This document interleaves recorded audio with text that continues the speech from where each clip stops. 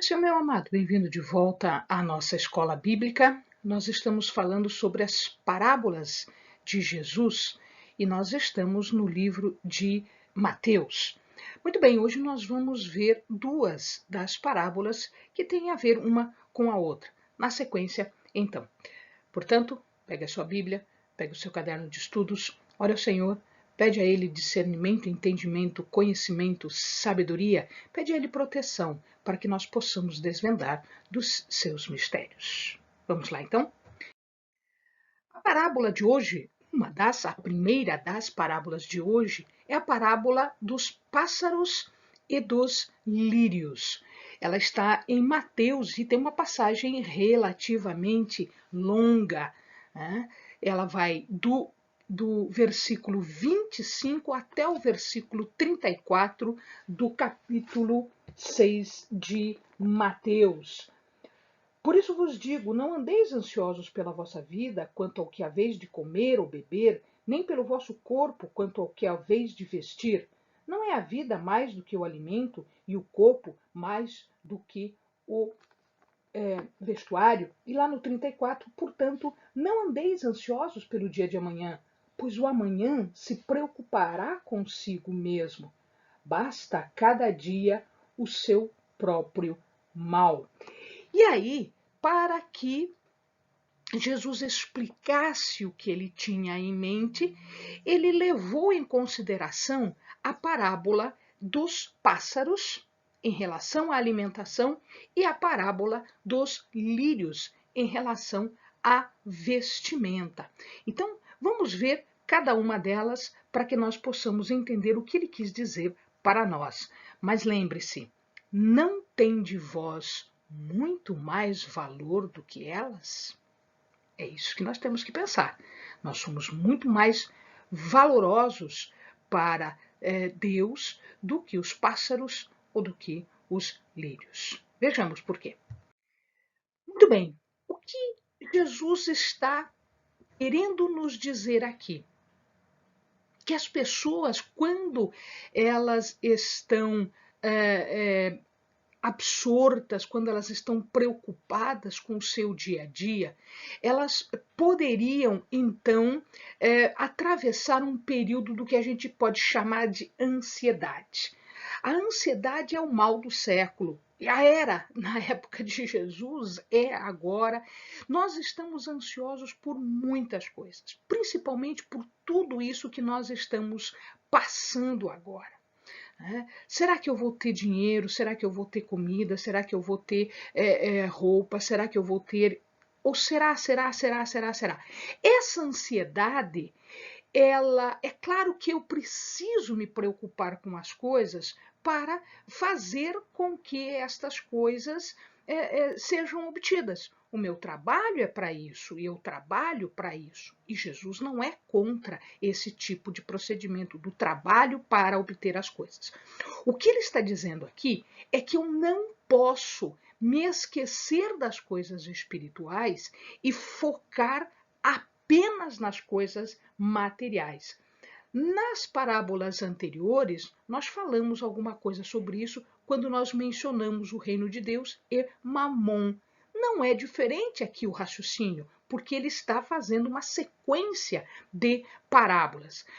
A ansiedade, o medo, ela vai refletir para nós uma falta de fé na soberania de Deus, naquilo que Deus pode fazer, naquilo que Deus pode determinar em nossas vidas e também na suficiência de Deus. Deus seria suficiente para prover alimento na minha vida? Deus seria suficiente para prover vestuário na minha vida? Deus seria suficiente para prover as coisas das quais eu preciso? Então, quando eu fico ansiosa, quando eu fico medrosa das coisas, em verdade eu estou questionando a soberania de Deus e a suficiência de Deus. É esse o ponto que Jesus está tentando nos explicar. É claro que nós temos preocupações, é claro que nós amanhecemos pensando, hoje eu preciso fazer isso, amanhã eu preciso fazer aquilo, eu preciso fazer esta atividade, eu preciso ir trabalhar, eu preciso isso. Claro que a gente tem estas preocupações, é normal essas preocupações. O problema é quando estas preocupações tomam conta da nossa vida. O problema é quando nós dizemos que estas preocupações são maiores do que o nosso Deus. Este é o problema. Então, Jesus está dizendo, as tuas preocupações não são maiores do que o Deus que você serve. As tuas necessidades não são não são supridas por Deus, não podem estar à mercê assim só da tua preocupação. Você vai fazer a tua parte, mas Deus vai prover. É isso que ele está dizendo aqui para nós. A ansiedade, o medo, ela pode inclusive nos levar a ficarmos doentes. Quando eu fico muito ansiosa, quando eu esqueço destas lições que eu estou falando aqui, eu começo a ter dor de cabeça, eu começo a ter dor no estômago, eu começo a ter problemas do coração, eu começo a ter problemas, inclusive no meu corpo. Eu não consigo dormir à noite, eu não consigo descansar. Isto é uma ansiedade má. Isto é uma ansiedade que Deus não aprova. Por que Deus não aprova? Porque nós estamos nos prejudicando e estamos dizendo que Deus não é suficiente e Deus não é capaz de prover aquilo que nós precisamos. Então a gente tem que vigiar. Se isso acontecer, esperta, acorda, pede perdão e coloca nas mãos de Deus, né? Às vezes a gente precisa fazer isso mais de uma vez. Às vezes a gente precisa lembrar disso, ser sacudido por Deus. Ei, quem é que está na tua vida? Quem é que está na tua vida? Então, às vezes, nós tiramos das mãos de Deus para fazer as coisas. Não é certo isso. O certo é deixarmos nas mãos de Deus para que Deus faça aquilo que é melhor para nossas vidas. Porque, afinal de contas, nós somos muito mais do que roupas, do que vestido, do que comida. A gente é muito mais. Nós somos não só material, mas nós somos espiritual também. E Deus se preocupa com a nossa vestimenta santa e Deus se preocupa com o nosso alimento espiritual. É isso que Deus está falando através desta parábola, através de Jesus, seu filho. E ele faz aqui uma comparação, né? Olhai, 26, olhai as aves do céu, não semeiam, não colhem, nem ajuntam em celeiros, e contudo vosso Pai Celestial as alimenta. Não tendes vós muito mais valor do que elas? Qual de vós poderá, com a sua preocupação, acrescentar uma única hora ao curso da sua vida? Então aqui ele está falando em relação às aves. Ele disse, gente, olha as aves, olha o pardal, olha, né? Estas aves, as aves que existiam naquela época, elas consumiam grande quantidade de alimento. Quem tem aves em casa sabe que você tem que dar comida, comida, comida, comida o tempo todo, e ela come o tempo todo. De onde é que ela acha comida? Porque, veja, ela não planta, ela não guarda para o dia seguinte, ela se preocupa com aquele momento, porque ela sabe que dali a pouco Deus vai dar a próxima refeição para ela. Então ela não tem esta preocupação. E aí Deus diz o seguinte, mas você é muito mais precioso. Eu lhes dou o alimento, eu lhes dou a provisão de alimento.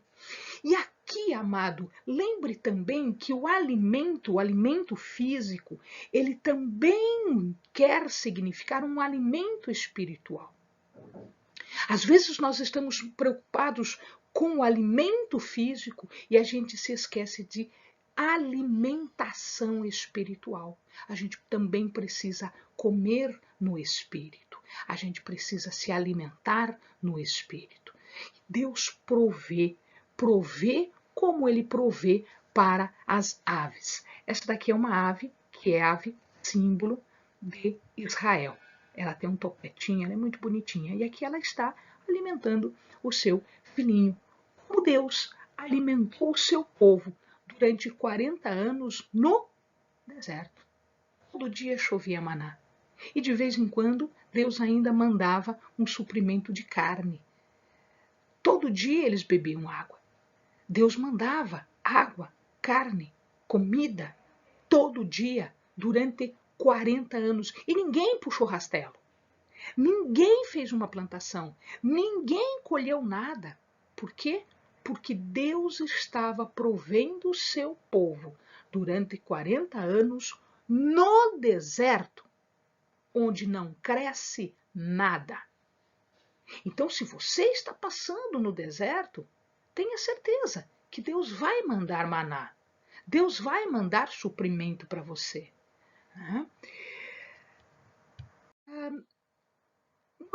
Uma outra colocação, né, é a respeito dos lírios. Quanto ao vestuário, por que andais ansiosos? Observai como crescem os lírios do campo, eles não trabalham, não fiam. Eu, porém, vos digo que nem mesmo Salomão, em toda a sua glória, se vestiu como qualquer deles. Se Deus assim veste a erva do campo, que hoje existe e amanhã é lançada no forno, não vestirá muito mais a vós, homens de pequena fé? Portanto, não andeis ansiosos, dizendo o que comeremos, que beberemos ou com que nos vestiremos. Pois os gentios procuram todas essas coisas. De certo, vosso Pai Celestial bem sabe que necessitais de todas elas. 33, presta muita atenção agora. Mas buscai primeiro o seu reino e a sua justiça, e todas estas coisas vos serão acrescentadas. O que o amado tem aqui do ladinho são os lírios do campo. Eu posso encontrar lírio de todas as cores, amarelo, branco, azulado. Existem lírios de todas as cores. Mas sabe o que é muito importante? O que é muito interessante? É que em Israel existem lírios tipicamente de duas cores importantes. Esta cor aqui, né? Esta cor aqui, que era a cor preferida dos reis. E esta cor aqui, este púrpura aqui, que também era tipo uma cor de sangue, né? Que era, perdão, a púrpura é essa daqui. Eu falei errado, essa daqui é a escarlate. Essa daqui é a púrpura, que era a cor dos reis, e essa daqui é a escarlate, que também significava a realeza. Então, nós temos aqui os lírios do campo eram, eram vegetais muito frágeis, muitíssimo frágeis. E eles cresciam num lugar muito ruim para crescer. Não era um lugar de plantação, não era um lugar de bastante. Não, era um lugar ruinzinho de crescer, era um lugar que eles chamam de agreste. É um lugar que é mais seco, que é menos propício para a plantação. E eles não precisavam ser plantados, eles cresciam e eles se desenvolviam formando um tapete em toda a região, né?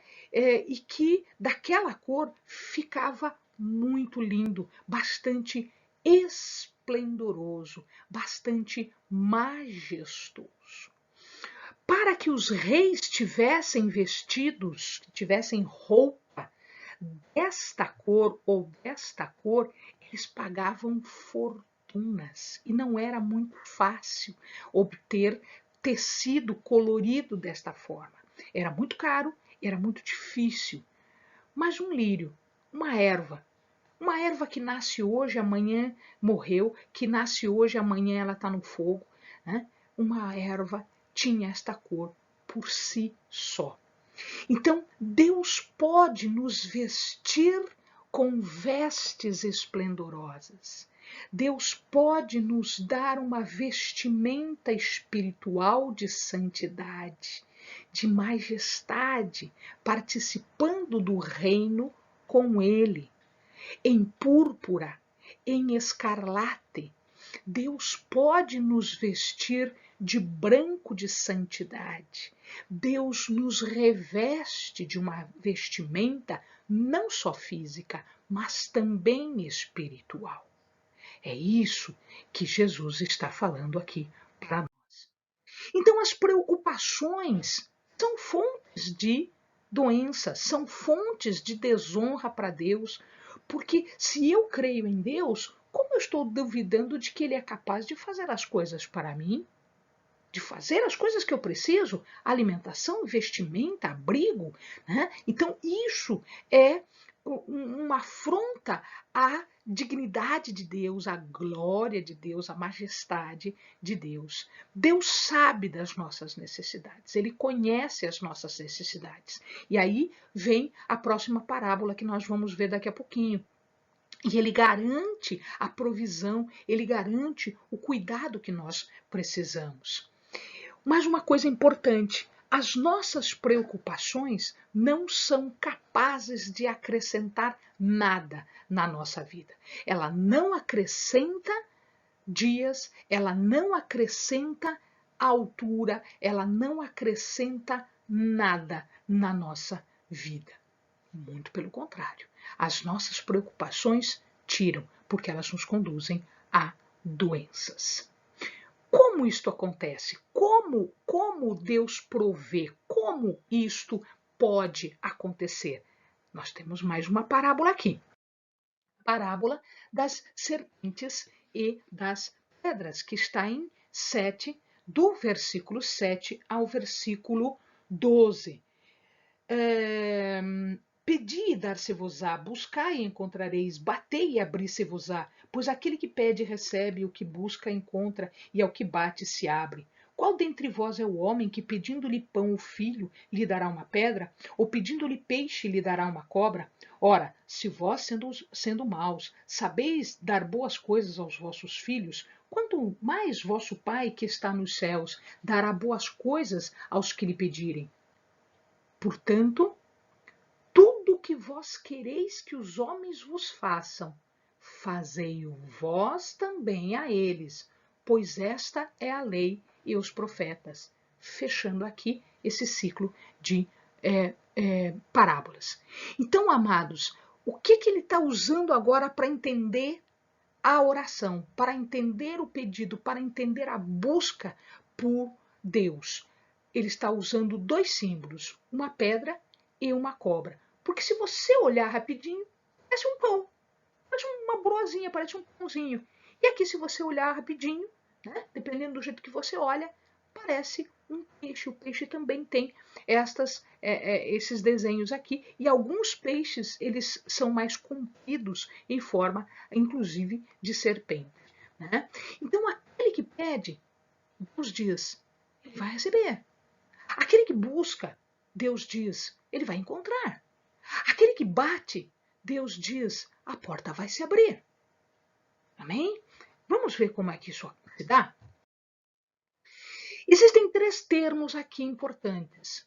Jesus usou três ações, três verbos, três ações. Então ele diz, pedir. O que é pedir? Quando eu tenho uma pessoa perto de mim, quando tenho, por exemplo, as crianças, quando elas querem alguma coisa, ela vai para o pai, ela vai para a mãe, e ela pede, mãe, eu quero isso, pai, eu quero aquilo, né? Ou então, eu que tenho afilhados, Dinha, eu quero isso, Dinha, eu quero aquilo. Então, se eu quero alguma coisa, eu vou pedir para a pessoa que pode me dar esta coisa. Eu vou pedir para quem está perto. Mas será que sempre que eu preciso de algo, a pessoa que pode me dar este algo vai estar perto? Não, às vezes não. Às vezes eu não sei onde está. Onde é que está a mãe? Onde é que está o pai? Eu vou ter que procurar. Então ele diz buscar. Ora, se eu não estou perto de Deus, eu tenho que buscar a Deus. Eu tenho que buscar a sua vontade. Eu tenho que buscar a sua misericórdia. Eu tenho que buscar o seu favor. Eu tenho que buscar a sua face. E para fazer isso, eu vou atrás. Eu vou atrás e eu procuro aqui, eu procuro ali, até achar. Como é que eu acho isso? Em oração. em busca, em meditação na palavra. Eu vou buscar a Deus. Aí eu sei onde Ele está, mas Ele está lá, fechadinho. Então eu vou bater, eu vou bater. Eu vou bater no trono da graça até que Deus volte a sua atenção. Como é que eu faço isso? Em oração. Eu oro hoje, eu oro amanhã, eu oro depois da manhã, eu vou orando, eu estou batendo, eu estou buscando, eu estou batendo. Porque aquilo eu não posso ter, ou eu não tenho agora, mas Deus pode me dar. Então, o que é que Jesus está falando aqui? Pedi e vos será dado. Buscai e você vai encontrar. Bata, porque a porta vai abrir. Ele está dizendo, faça. Faça em qualquer circunstância em que você está agora. Eu não sei em que circunstância você está agora. Em qualquer circunstância em que você está agora, faça isso porque você vai obter. Então, Jesus está garantindo que nós podemos ir até o trono da graça e pedir as coisas que estão em harmonia com a vontade soberana, perfeita e poderosa de Deus. E nós vamos obter, porque está em conformidade com a vontade, que é poderosa, que é soberana, que é misericordiosa para conosco. Então a oração é este pedido. Se nós pedirmos pão, nutrição, alimento, né, nós não vamos receber pedra. Então, quando nós pedimos pão, não vem uma pedra. Vem pão, vem alimento. Se nós pedirmos peixe, não vem uma cobra. Vem peixe. Mesma coisa que nós fazemos com os nossos filhos, com as nossas crianças, a mesma coisa que foi feito conosco pelos nossos pais, Deus faz conosco. Deus nos dá o dom do Espírito, os dons do Espírito. Deus nos dá as melhores coisas do seu reino. Deus nos dá suprimento. Deus nos dá vestimento. Deus nos dá uma casa para morarmos, um abrigo. Deus nos dá uma cama para dormirmos. Deus nos dá saúde. Se estiver de acordo com a sua vontade, ninguém vai pedir e vai sair sem nada. Ah, mas eu pedi e demorou para vir. Pois é, este é um aspecto interessante que nós precisamos levar em consideração no nosso viver espiritual. Não é o nosso tempo, é o tempo de Deus. E às vezes a nossa vontade não é o plano de Deus. Olha aqui, quando nós oramos, quando nós pedimos, existem apenas duas respostas, sim ou não. Ou é, e daqui a pouquinho vai ser, nem que demore um pouco, ou não é. Então só existem duas respostas, sim ou não. Entretanto, algumas coisas que nós pedimos, Deus não nos concede. Mas por que Deus não nos concede? Nós vamos saber, um dia a gente vai saber, ou mais cedo ou mais tarde a gente vai saber, ou na glória a gente vai saber por que Deus não concedeu aquilo. Tem uma razão muito boa para isso. E eu vou lembrar ao amado que Paulo, que tinha um relacionamento muito forte, muito íntimo com Deus, com Jesus, apesar de nos primeiros tempos ser seu perseguidor, Paulo orou para que afastasse um espinho que ele tinha na carne. Ninguém sabe qual era esse espinho.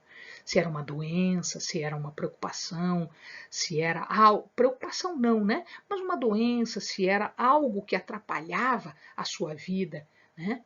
E ele orou várias vezes. E ele fala isso, que ele orou várias vezes. E Deus nunca permitiu que o espinho fosse retirado. Entretanto, amado, mesmo que Deus não tivesse permitido que o espinho fosse retirado, uma coisa é certa, Deus concedeu misericórdia, Deus concedeu graça suficiente para que Paulo fizesse a obra que ele tinha que fazer. Paulo vivesse em graça, suportando aquela provação, porque evidentemente aquela provação era importante no ministério de Paulo, na vida de Paulo, no crescimento de Paulo. Porque o importante não é aqui, meu amado. O importante não é o terreno. O importante é o celeste. O importante é o espiritual. E às vezes nós não entendemos isso. Muitas vezes nós não entendemos porque nós não queremos entender. Paulo entendeu. E Paulo nos deu esta mensagem. Eu pedi, eu busquei, eu fui atrás. Mas Deus disse, isso não. Eu vou te dar outras coisas. Isso não. Eu vou te dar graça para que você suporte isso, para que você enfrente isso. Às vezes, meu amado, nós temos um espinho também na carne, um espinho que Paulo tinha, nosso espinho, né? E Deus nos dá graça para suportarmos e usarmos aquilo para a honra e para a glória do nosso Deus. Amém? Bons estudos.